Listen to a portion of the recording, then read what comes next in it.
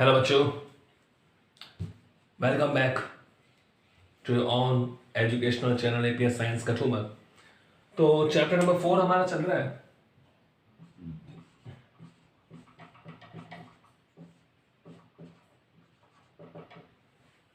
और जो लास्ट हमने जो शुरू किया था topic which is projectile motion.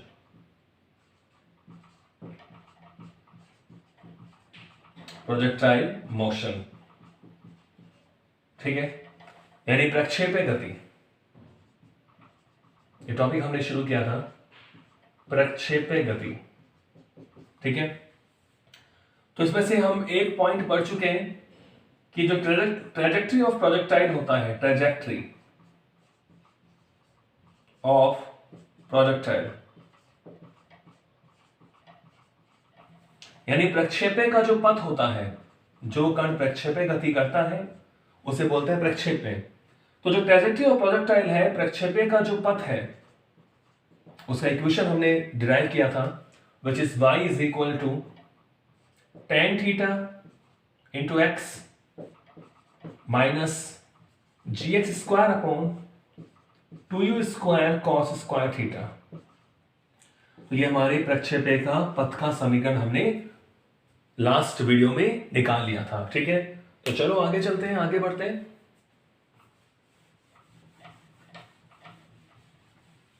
तो नेक्स्ट इसी में हम ले रहे हैं, पथ का समीकरण हम निकाल चुके हैं।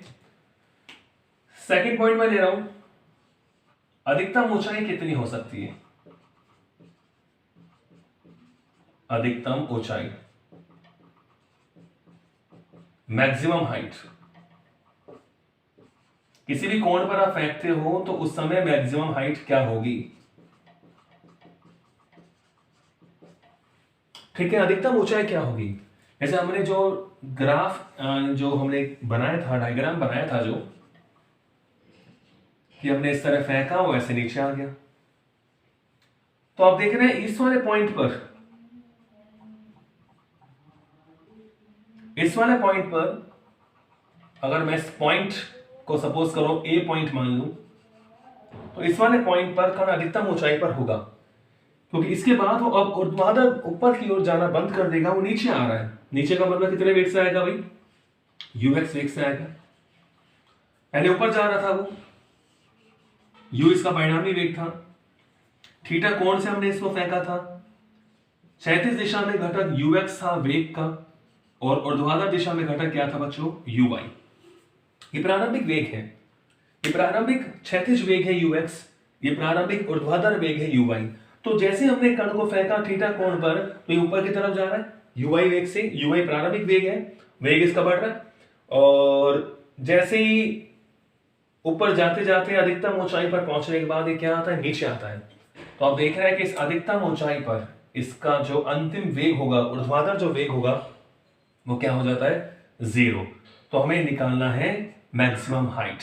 तो मैं इसी को काम में लूंगा, देखो अधिकतम ऊंचाई के लिए, अधिकतम ऊंचाई के लिए क्या होगा, अधिकतम ऊंचाई के लिए कण का ऊर्ध्वाधर दिशा में जो अंतिम वेग है वो क्या हो जाएगा, 0। तो अधिकतम ऊंचाई के लिए vy क्या होगा, 0। समझ गए, vy का मतलब है अंतिम वेग, प्रारंभिक वेग तो uy है, ऊर्ध्वाधर दिशा में प्रारंभिक वेग कितना है, uy। तो अब uy, अब ये चेंज होगा, समय के साथ साथ वेग बदलेगा, क्योंकि त्वरित कण है, वेग में परिवर्तन हो रहा है। तो अधिकतम ऊंचाई के लिए vy क्या होगा, 0। तो गति के पहले समीकरण से vy का मतलब क्या हो गया, uy plus ayt is equal to 0 होना चाहिए। क्लियर है। तो सपोज करो, क्योंकि हमने t समय पर कोई कण यहां माना था, अगर आपको ध्यान हो तो मैंने यहां कोई पॉइंट p माना था, और उसके निर्देशांक क्या थे, x और y। तो मैंने मान लिया था o से लेकर p तक यहां टाइम लग रहा है t, तो मैं इसको कुछ अलग मानूंगा, इसको मैं t1 मान लेता हूं, क्योंकि मैं अधिकतम ऊंचाई पर a पॉइंट पर हूं, तो समय तो बदलेगा। कल वाले वीडियो में जो मैंने इक्वेशन मानी थी वो पॉइंट p तक मानी थी, तो वहां तो t समय लगा था, तो मैं t नहीं मान रहा, कुछ अलग मान रहा हूं। तो चलो इसमें वैल्यू रखें हम, uy क्या होता है, u साइन थीटा, ए वाई होता है माइनस जी, t1 बराबर 0। तो यहां से हमें टाइम मिल जाता है कि u sine theta is equal to g t1। यहां से t1 इज इक्वल टू क्या मिलेगा, u साइन थीटा अपॉन जी। इसको मैं इक्वेशन नंबर क्या मान लेता हूं 1। कहने का मतलब जो प्रोजेक्टाइल है, जो प्रक्षेपण है, उसे बिंदु O से बिंदु A तक जाने में कितना टाइम लग रहा है, u sine theta upon g, u sine theta upon जी। हमें निकालनी है अधिकतम ऊंचाई यानी h, यानी हमें ऊर्ध्वाधर दूरी निकालनी है। तो आप जानते हैं, देखो अधिकतम ऊंचाई के लिए गति का दूसरा समीकरण लगाएं, गति के द्वितीय समीकरण से, क्योंकि मुझे दूरी हो गई है h, मतलब ऊर्ध्वाधर दूरी। गति के द्वितीय समीकरण से क्या होता है, s is equal to ut plus half at square. ठीक है, तो ये ऊर्ध्वाधर दूरी है, तो यहां क्या हो जाएगा, h u की जगह u by T plus half a by T square, और टाइम यहां कितना लेना पड़ेगा, t1, क्योंकि अधिकतम ऊंचाई पर हमने t1 टाइम माना है। तो h is equal to u by t1 plus half a by t1 square. तो h आपके सामने आएगा, u बाई कितना है, u बाई होता है u साइन थीटा, t1 कितना है, t1 हमने निकाल लिया है u sine theta upon g plus half a y हमारे पास है माइनस जी, ऊर्ध्वाधर त्वरण माइनस जी है, और t1 स्क्वायर, t1 स्क्वायर का मतलब u sine theta upon z का होल स्क्वायर। ठीक है, तो इसको हम सॉल्व करते हैं। तो बच्चों h इज इक्वल टू, देखो u sine theta into u sine theta, तो ये होल स्क्वायर हो जाएगा, यानी u square sine square theta upon g, plus minus minus हो गया, तो ये क्या आएगा, देखो हाफ ये g, और यहां आएगा u square sine square theta upon g square.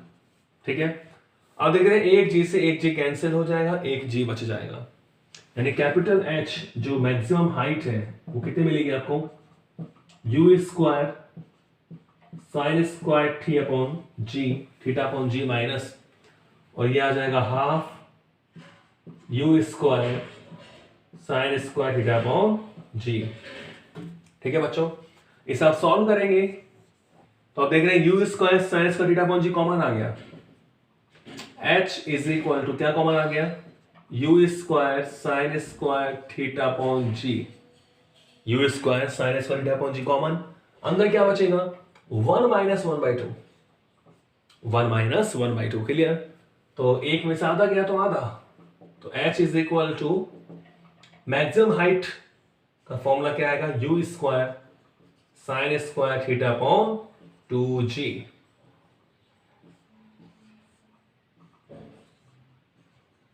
ठीक है, equation number 2, h is equal to u square sine square theta upon 2g। तो ये हमारा अधिकतम ऊंचाई का फॉर्मूला है, capital H is equal to u square sine square theta upon 2g।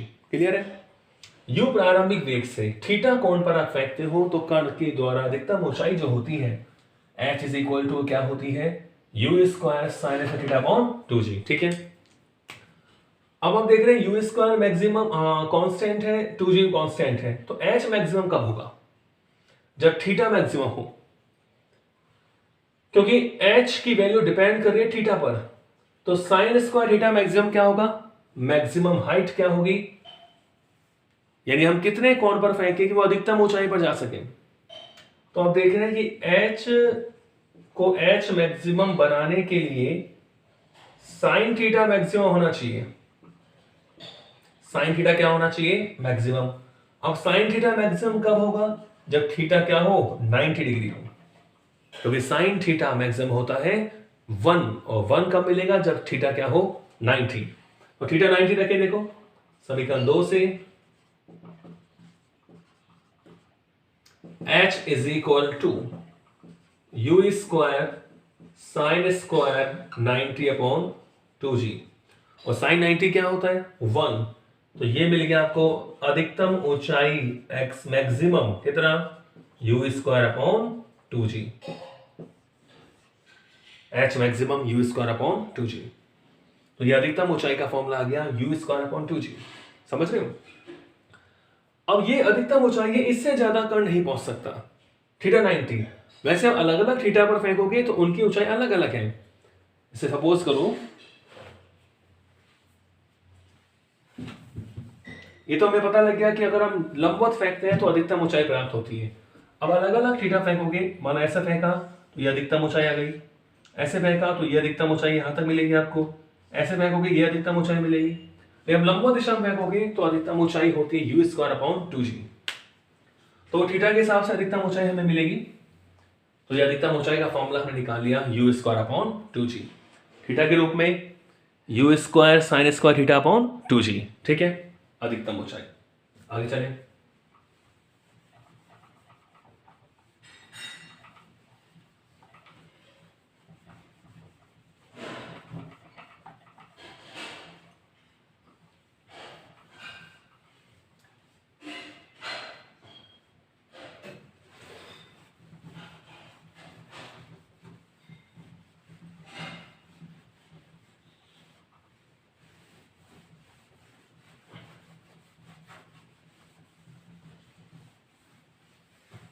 Okay, तो तीसरा पॉइंट मैं इसमें ले रहा हूं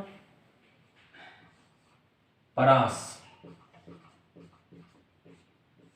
यानी रेंज। परास यानी रेंज।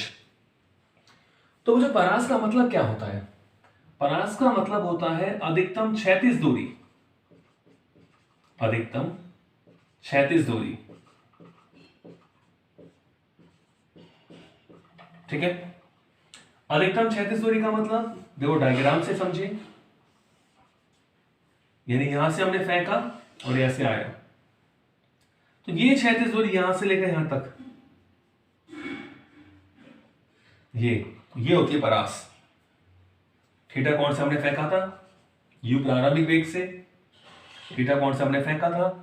तो ये इस a पॉइंट पर, ये जो x अक्ष पे दूरी है, x अक्ष है ये, तो इससे बोल दिया मैंने r, x अक्ष पे y क्या होता है 0, ये y अक्ष ले लिया मैंने।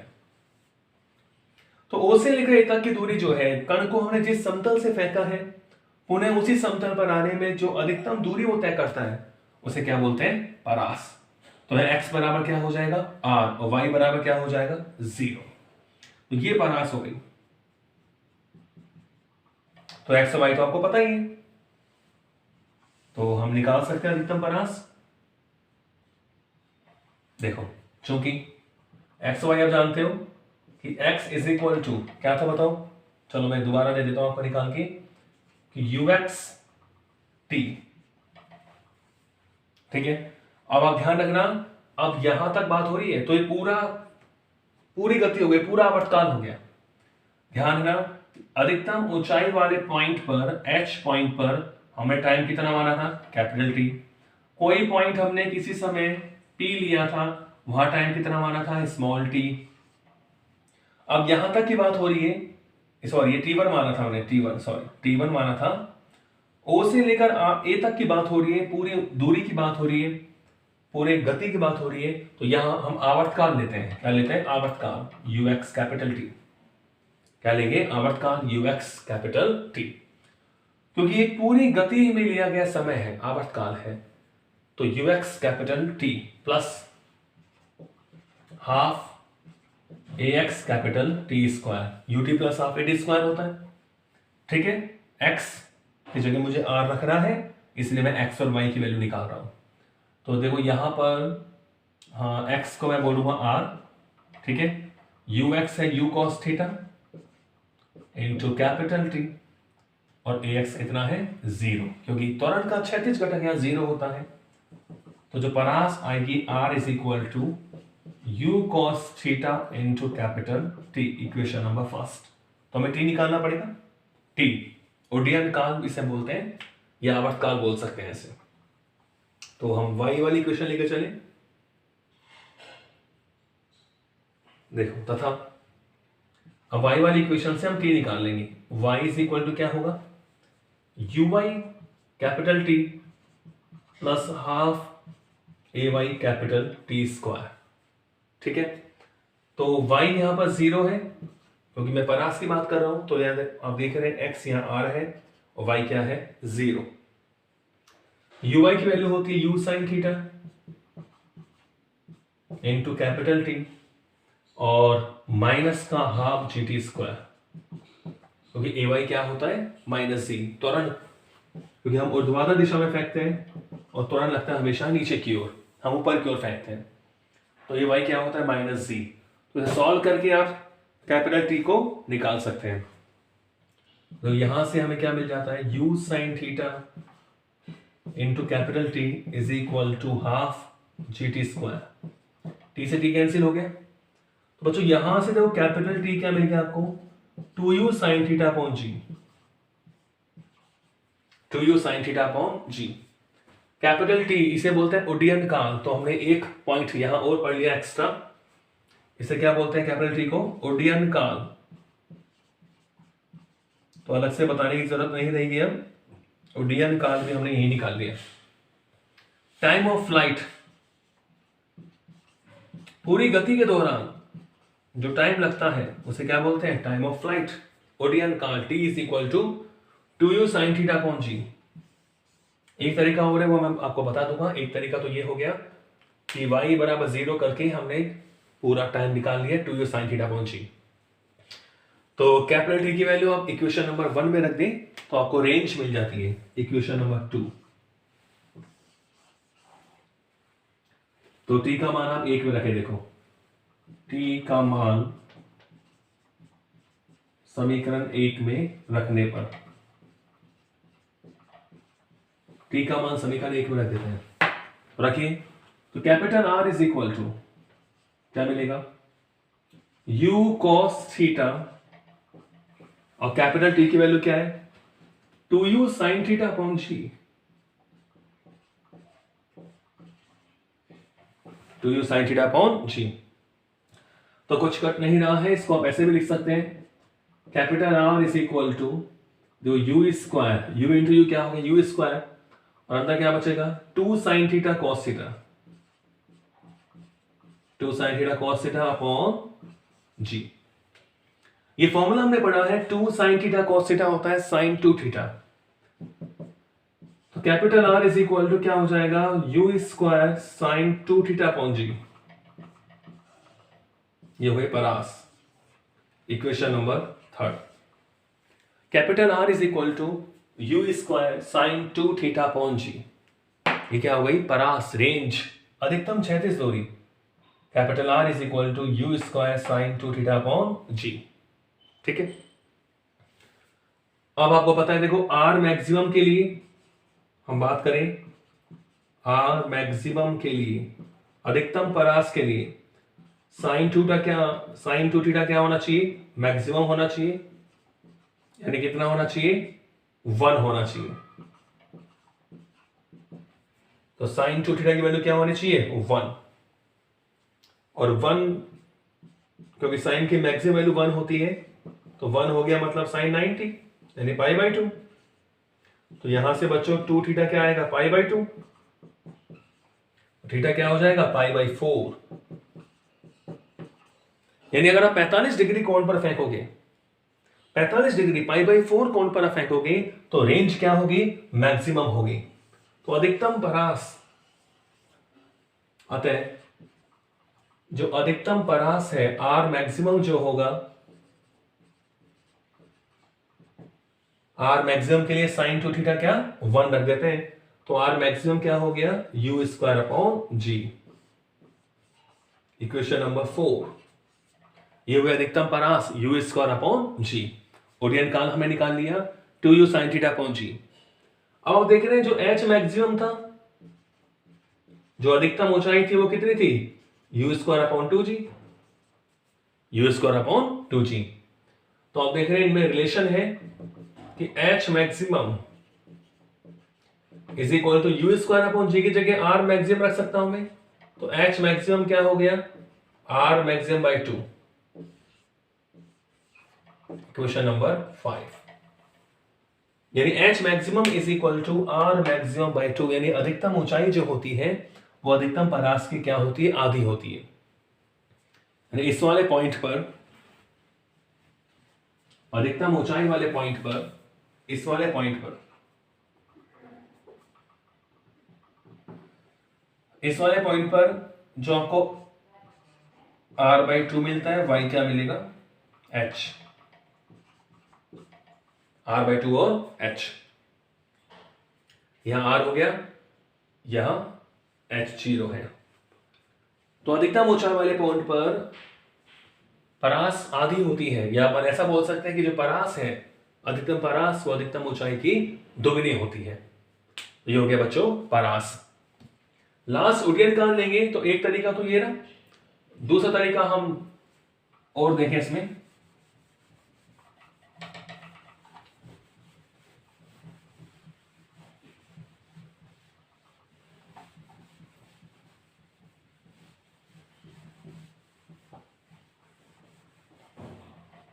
उड्डयन काल में 4th नंबर उड्डयन काल,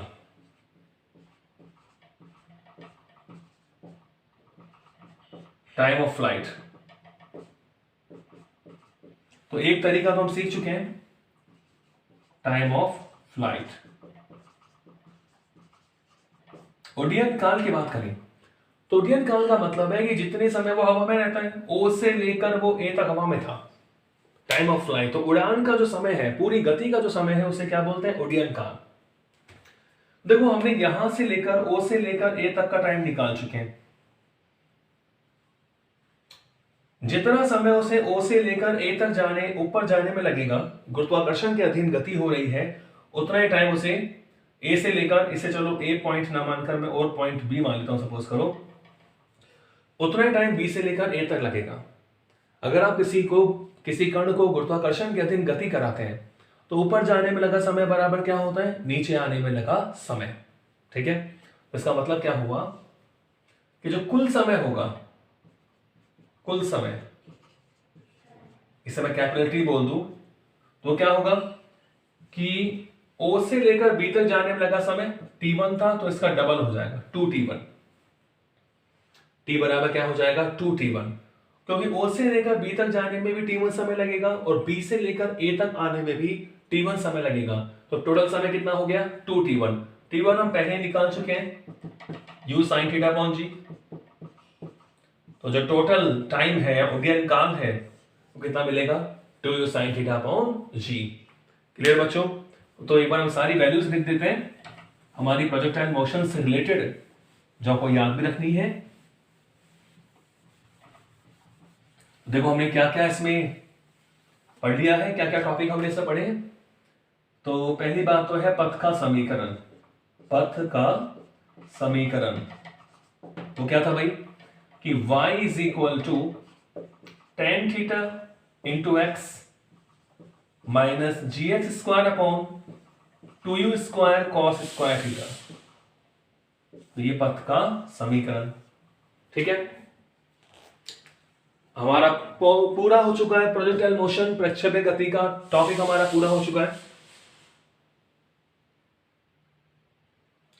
इसके बाद एक टॉपिक और बचता है यूनिफॉर्म सर्कुलर मोशन, लेकिन जो नया सिलेबस आपका है उसमें वो टॉपिक नहीं है, यानी वो डिलीट हो चुका है। तो इसी के साथ ही हमारा चैप्टर भी कंप्लीट होता है। तो चैप्टर नंबर 4 आपका कंप्लीट होता है। तो पथ का समीकरण हमने निकाल लिया कि y is equal to tan theta into x minus g x square upon 2u square cos square theta. Okay, अब आप बताएंगे अधिकतम ऊंचाई का फॉर्मूला क्या था। अधिकतम ऊंचाई का क्या फॉर्मूला निकाला हमने आपके सामने कि capital H is equal to u square sine square theta, u square sine square theta upon 2g। ये अधिकतम ऊंचाई का फॉर्मूला था। ऐसे अधिकतम परास या परास बोल दें, अधिकतम परास का फॉर्मूला क्या था, r is equal to u square sine 2 theta upon g। ये अधिकतम परास का फॉर्मूला हमने निकाला था। और जो लास्ट निकाला वो क्या था, उड्डयन काल। यानी टाइम ऑफ फ्लाइट।